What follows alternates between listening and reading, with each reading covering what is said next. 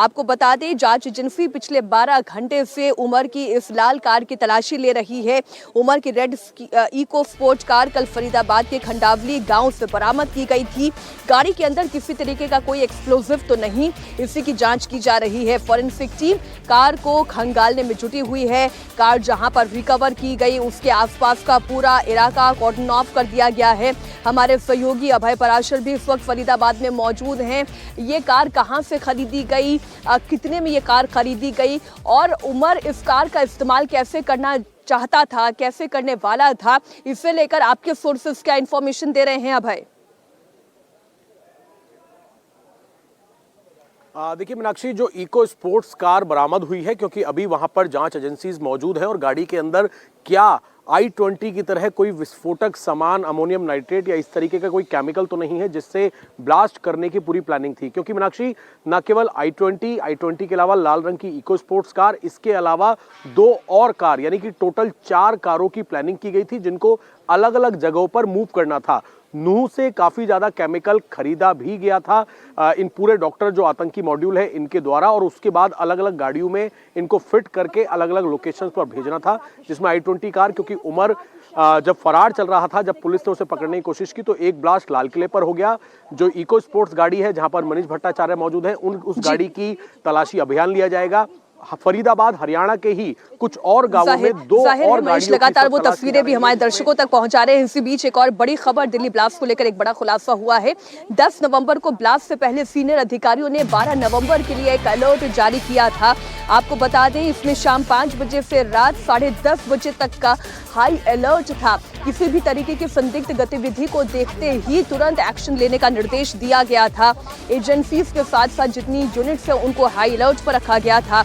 इस अलर्ट में ये कहा गया था कि अधिकारी कार की सर्चिंग शुरू कर दें। खासतौर पर जम्मू कश्मीर की नंबर प्लेट वाली कार की सर्चिंग होनी चाहिए। आसपास के इलाकों की गहन छानबीन होनी चाहिए।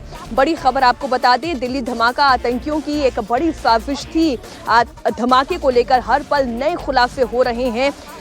जानकारी के मुताबिक जो हमें फोर्सेस के हवाले से मिल रही है कि साजिश तो आतंकियों की ये थी कि जैसा मुंबई में 26/11 हमला हुआ था, ठीक उसी पैटर्न का एक धमाका दिल्ली NCR में वो कर सकें। 4 से 5 बड़े हमले की तैयारी थी। 2-2 के ग्रुप में 8 आतंकियों की टीम तैयार की गई थी।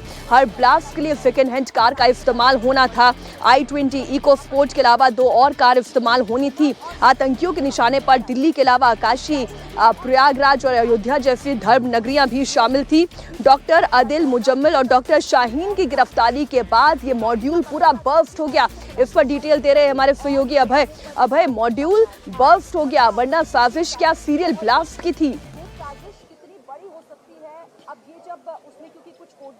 देखिए, बिल्कुल मॉड्यूल बस्ट हो गया और इसकी शुरुआत किस तरीके से हुई मैं आपको पूरा यहाँ से मूव करके दिखाता हूँ। मैं जिस गांव में मौजूद हूँ मीनाक्षी, यहाँ से बड़ी संख्या में मुजम्मिल ने जो एक मकान किराए पर लिया हुआ था, वहां से अमोनियम नाइट्रेट जो भूसा होता है और जो खाद होती है उसकी आड़ में रखा हुआ था। क्योंकि जिस मौलवी का ये घर था, मौलवी के घर में रहने पर कोई शक नहीं करेगा, सबसे पहली बात ये थी। और दूसरी बात ये थी कि गांव के लोगों को ये बता रखा था, यहाँ पर मीनाक्षी बहुत सारे खेत हैं, तो ये बता रखा था मुजम्मिल ने कि वो खेती का काम करता है और खाद का सामान जो है, ये देखिए चारों तरफ यहाँ पर खेत ही खेत है। और मुजम्मिल ने ये जो घर है एक मौलवी का, उस मौलवी के संपर्क में था, ये घर किराए पर लिया और किराए पर लेने के बाद यहाँ पर भूसे और साथ ही जो खाद के कट्टे हैं उनकी आड़ में इस कमरे में, ये कमरा अभी भी खुला हुआ है, यहाँ पर आप देखेंगे बहुत सारी बाल्टियां यहाँ पर मौजूद हैं और बाल्टियों के अलावा कुछ बोरे मौजूद हैं और भूसा पड़ा हुआ है। इस कमरे से तकरीबन 2500 किलो के आसपास जो है अमोनियम नाइट्रेट पुलिस ने बरामद किया था। बरामदगी के बाद ही जब अमोनियम नाइट्रेट बरामद किया गया, 2500 किलो यहाँ से तकरीबन 300-400 किलो कहीं और से बरामद किया गया था। ये पूरा एक सेफ हाउस बनाया हुआ था और इसके पीछे की वजह ये थी कि इस घर पे किसी को शक नहीं होगा, क्योंकि एक मौलवी का घर था। तो जो जहां तक ब्लास्ट की बात है, ये मॉड्यूल पहले ही पकड़ा गया, क्योंकि साजिश जो है वो यूपी के कई इलाके जिसमें अयोध्या, प्रयागराज शामिल हैं, दिल्ली के कई इलाके, दिल्ली में किसी भी जगह ये बॉम्ब ब्लास्ट करने की प्लानिंग थी, लेकिन ये पैनिक में लाल किले के बाहर हो गया। बिल्कुल देखिए, सेफ हाउस बनाना इसलिए भी जरूरी था कि गांव का इलाका हो, देहात का इलाका हो, ज्यादा लोगों की नजर यहाँ पर ना जाए, कमरा ऐसी जगह पर लेना जहां पर आम लोगों की अचानक से निगाह ना पड़े, ये पूरे एक इस प्लानिंग का हिस्सा था। लेकिन अंजाम देने से पहले ही ये टेरर मॉड्यूल बर्स्ट हो गया। इसी बीच एक बड़ी खबर आ रही है उत्तर प्रदेश की राजधानी लखनऊ से। ये बड़ी खबर आपको बता दें, जो साजिश थी आतंकियों की, उसमें उत्तर प्रदेश की शाहीन शाहिद का भी टेरर नेटवर्क इन्वॉल्व था। आपको बता दें, इस पूरे मामले में पश्चिम यूपी समेत कई हिस्सों में लगातार एटीएस समेत दूसरी एजेंसियां छापेमारी कर रही है। और कल रात कानपुर के डॉक्टर आरिफ को भी हिरासत में लिया गया, उससे पूछताछ की गई।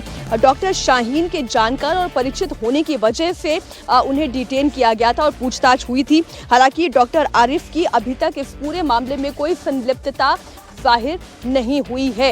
ये भी एक बड़ी जानकारी है, क्योंकि डिटेन विशाल हमारे सहयोगी जुड़े हुए हैं। डिटेन बहुत से लोगों को विशाल किया जा रहा है, लेकिन नॉट नेसेसरीली कि हर डॉक्टर की संलिप्तता इस पूरे मामले में हो, क्योंकि डॉक्टर शाहीन एक अस्पताल में कार्यरत थी, एक मेडिकल कॉलेज से जुड़ी हुई थी, तो हो सकता है बहुत से डॉक्टर अन्य उनके साथ जुड़े हुए हों, उनके परिचित हों।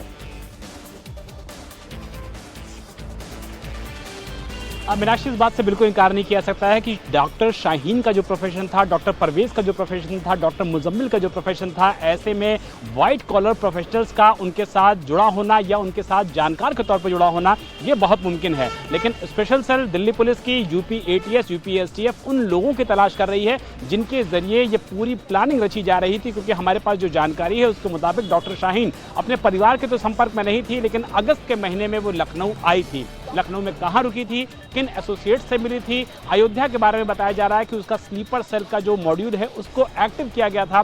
और हमारे पास जो पुख्ता जानकारी है उसके मुताबिक डॉक्टर शाहीन का यहाँ पर आना और इस बात का सामने आना कि 6 दिसंबर को भी आतंकी अयोध्या और आसपास के इलाकों में ब्लास्ट करने की योजना बना रहे हैं। और ये 6 दिसंबर महज एक तारीख नहीं है, बाबरी विध्वंस की ये बरसी होती है। इसीलिए जो सर्फ डिक्लाइज इस तरीके के आतंकी होते हैं उनके लिए सबसे बड़ा टारगेट होता है अयोध्या, यानी कि धार्मिक नगरी। और इसी वजह से उत्तर प्रदेश डॉक्टर शाहीन से जुड़ी हुई एक और बड़ी खबर आ रही है। विशाल, आप बने रहे हमारे साथ। इस वक्त की बड़ी खबर आपको बता दें, टेरर मॉड्यूल में अरेस्ट डॉक्टर शाहीन को लेकर जांच एजेंसियां इस वक्त हरकत में हैं और उससे जुड़े हुए कई लोगों से भी पूछताछ का सिलसिला जारी है। बड़ी खबर ये आ रही है कि डॉक्टर शाहीन शाहिद अगस्त के महीने में लखनऊ पहुंची थी।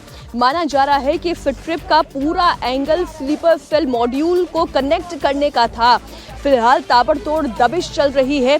शाहीन से रिलेटेड कई ठिकानों पर रेड की जा रही है। विशाल की एक्सक्लूसिव रिपोर्ट हम आपके सामने रख रहे हैं।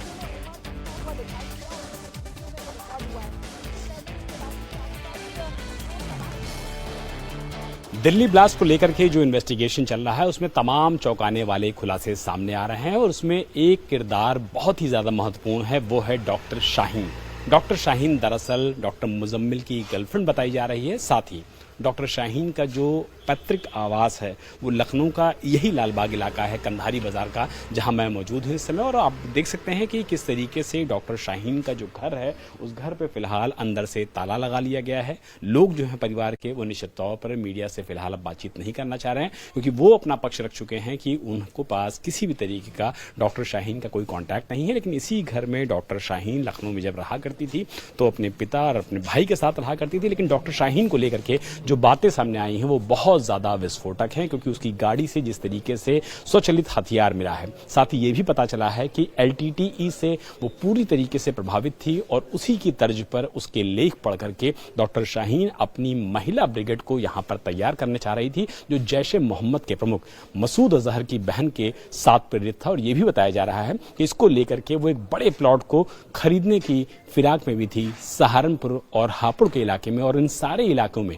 डॉक्टर शाहीन बाकायदा कमजोर और गरीब मुस्लिम लड़कियों के लिए न सिर्फ पढ़ाई की व्यवस्था करना चाहती थी, बल्कि दिखावे के लिए वो ये भी करना चाहती थी कि वो सामाजिक कार्यकर्ता के तौर पर काम कर रही। लेकिन अंदर जो कमरे बनाए जाने थे उसमें इस तरीके की ट्रेनिंग को आयोजित करने का बड़ा प्लान रखा गया था। लेकिन इससे पहले कि ये सारी ट्रेनिंग होती, सारा जो दस्ता है वो तैयार होता, महिला विंग को उत्तर प्रदेश में और देश में मजबूत किया जाता, उससे पहले ही ये ब्लास्ट होता है, इन्वेस्टिगेशन शुरू होता है। और ATS इस पूरे मामले में बड़ी गिरफ्तारियां कर चुकी हैं, जो ये बताने के लिए काफी है कि ये पूरा मामला किस तरीके से श्रीनगर, लखनऊ, सहारनपुर और उसके बाद फरीदाबाद के मॉड्यूल से जुड़ा हुआ है। इसीलिए डॉक्टर शाहीन का जो भाई है डॉक्टर परवेज, उसको भी यूपी एटीएस ने हिरासत में ले लिया है और हिरासत में लेकर के एजेंसी उसको पहुंच गई है दिल्ली के साथ साथ फरीदाबाद के इलाके में। जल्द ही मुमकिन है कि दोनों ही भाई बहनों को आमने सामने बैठा करके पूछताछ होगी ताकि इस पूरे मामले का सच सामने आ सके और ये पता लगाया जा सके कि doctor Shaheen, doctor Parvez, doctor Muzammil और बाकी गिरफ्तार किए गए आतंकियों के असल मकसद और असल प्लान क्या थे।